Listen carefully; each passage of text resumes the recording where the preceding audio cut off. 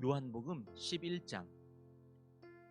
한 병자가 있었는데 그는 마리아와 그의 자매 마르다의 마을 베다니에 사는 나사로였다. 마리아는 주님께 향유를 붓고 자기의 머리털로 주님의 발을 씻은 여자요, 병든 나사로는 그의 오라버니이다. 그 누이들이 사람을 예수께로 보내서 말하였다. 주님, 보십시오. 주님께서 사랑하시는 사람이 앓고 있습니다. 예수께서 들으시고 말씀하셨다. 이 병은 죽을 병이 아니라 오히려 하나님의 영광을 드러낼 병이다. 이것으로 말미암아 하나님의 아들이 영광을 받게 될 것이다. 예수께서는 마르다와 그의 자매와 나사로를 사랑하셨다. 그런데 예수께서는 나사로가 앓는다는 말을 들으시고도 계시던 그곳에 이틀이나 더 머무르셨다. 그리고 나서 제자들에게 다시 유대 지방으로 가자 하고 말씀하셨다. 제자들이 예수께 말하였다. 선생님, 방금도 유대 사람들이 선생님을 돌로 치려고 하였는데 다시 그리로 가려고 하십니까? 예수께서 대답하셨다. 낮은 12시간이나 되지 않느냐? 사람이 낮에 걸어다니면 햇빛이 있으므로 걸려서 넘어지지 않는다. 그러나 밤에 걸어다니면 빛이 그 사람 안에 없으므로 걸려서 넘어진다. 이 말씀을 하신 뒤에 그들에게 말씀하셨다. 우리 친구 나사로는 잠들었다. 내가 가서 그를 깨우겠다. 제자들이 말하였다. 주님, 그가 잠들었으면 낫게 될 것입니다. 예수께서는 나사로가 죽었다는 뜻으로 말씀하셨는데 제자들은 그가 잠이 들어 쉰다고 말씀하시는 것으로 생각하였다.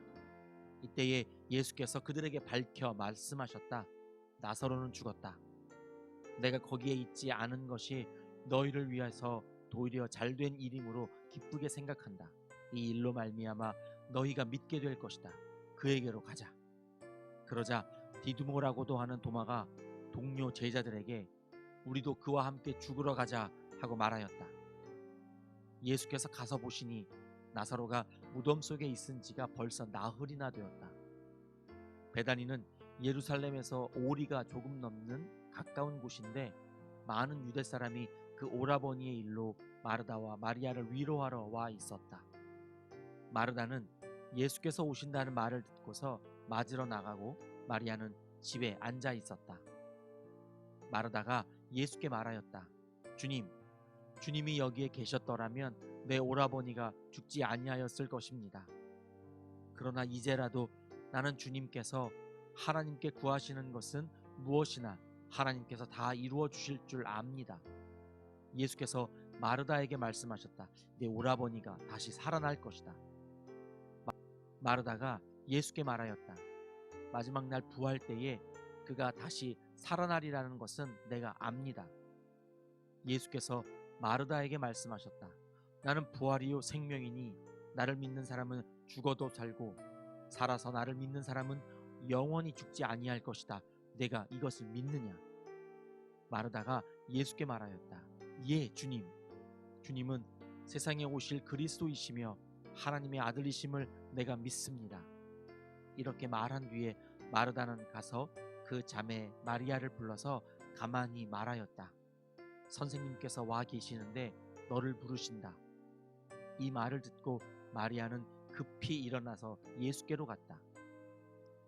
예수께서는 아직 동네에 들어가지 않으시고 마르다가 예수를 맞이하던 곳에 그냥 계셨다. 집에서 마리아와 함께 있으면서 그를 위로해 주던 유대 사람들은 마리아가 급히 일어나서 나가는 것을 보고 무덤으로 가서 울려고 하는 것으로 생각하고 그를 따라갔다. 마리아는 예수께서 계신 곳으로 와서 예수님을 뵙고 그 발 아래에 엎드려서 말하였다. 주님, 주님이 여기에 계셨더라면 내 오라버니가 죽지 않았을 것입니다. 예수께서는 마리아가 우는 것과 함께 따라온 유대 사람들이 우는 것을 보시고 마음이 비통하여 괴로워하셨다. 예수께서 그들에게 물으셨다. 그를 어디에 두었느냐? 그들이 대답하였다. 주님, 와 보십시오. 예수께서는 눈물을 흘리셨다. 그러자 유대 사람들은 보시오, 그가 얼마나 나사로를 사랑하였는가 하고 말하였다. 그 가운데서 어떤 사람은 이렇게 말하였다. 눈먼 사람의 눈을 뜨게 하신 분이 이 사람을 죽지 않게 하실 수 없었단 말이오. 예수께서 다시 속으로 비통하게 여기시면서 무덤으로 가셨다.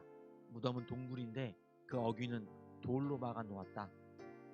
예수께서 돌을 옮겨 놓아라 하시니 죽은 사람의 눈이 마르다가 말하였다. 주님, 죽은 지가 나흘이나 되어서 벌써 냄새가 납니다.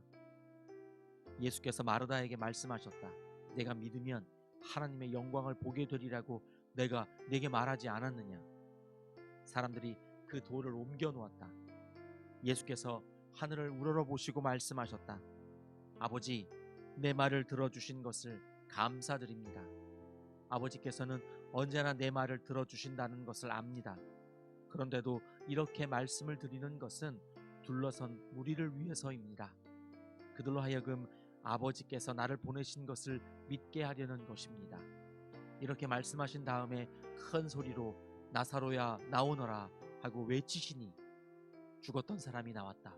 손발은 천으로 감겨 있고 얼굴은 수건으로 싸매어 있었다. 예수께서 그들에게 그를 풀어서 가게 하여라 하고 말씀하셨다. 마리아에게 왔다가 예수께서 하신 일을 본 유대 사람들 가운데서 많은 사람이 예수를 믿게 되었다. 그러나 그 가운데 몇몇 사람은 바리새파 사람들에게 가서 예수가 하신 일을 그들에게 알렸다. 그래서 대제사장들과 바리새파 사람들은 공의회를 소집하여 말하였다. 이 사람이 표징을 많이 행하고 있으니 어떻게 하면 좋겠습니까?